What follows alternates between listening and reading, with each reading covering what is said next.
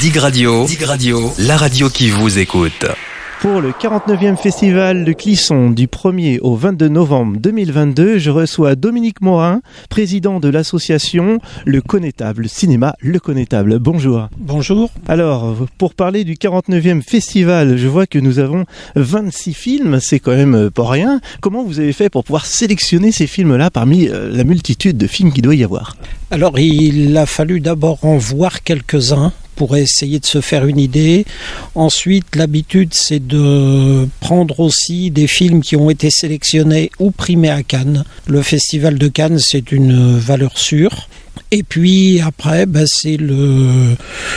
on regarde par rapport à la date de sortie ce qui va se présenter sur les écrans, et puis on fait notre marché. Et là, il n'y a quand même pas que les films, parce que j'ai vu que sur les 26 films, il y aura 71 séances, mais il y aura aussi 14 invités qu'on va pouvoir retrouver tout le long de ce festival. Oui, alors on a eu la chance d'avoir des avant-premières avec ou des réalisateurs ou des acteurs. C'est important pour la promotion du film, pour la promotion de notre salle et de notre festival.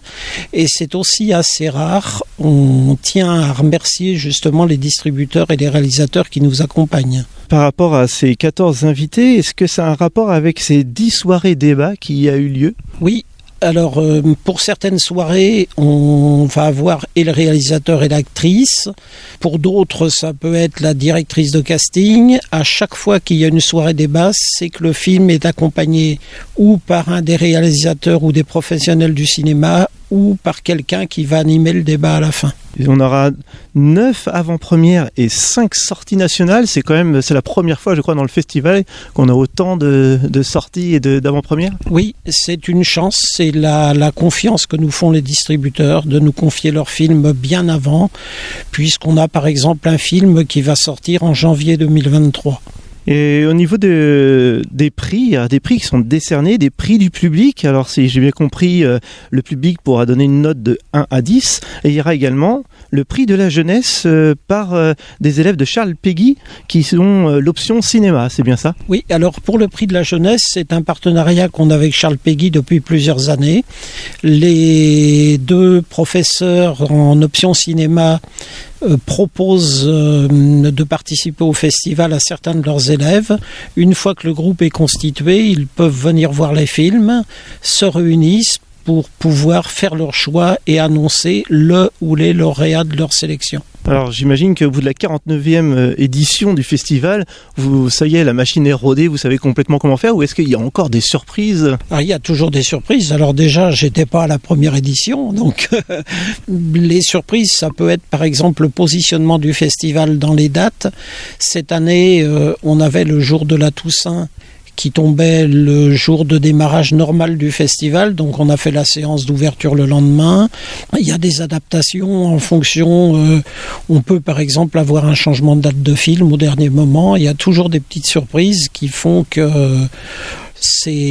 on joue sur la corde raide à chaque fois. C'est vivant, en tout cas on ne sait pas sur quoi on va tomber. C'est vrai que ça va être passionnant aussi de voir l'envers du décor, comment c'est organisé tout ça. Oui, et puis c'est passionnant, on prend autant de plaisir à organiser le festival que les spectateurs peuvent en prendre à voir les films. Et ce qui nous intéresse surtout, c'est que ce ne soit pas qu'une diffusion de films, qu'il y ait quelque chose avant, quelque chose pendant et quelque chose après.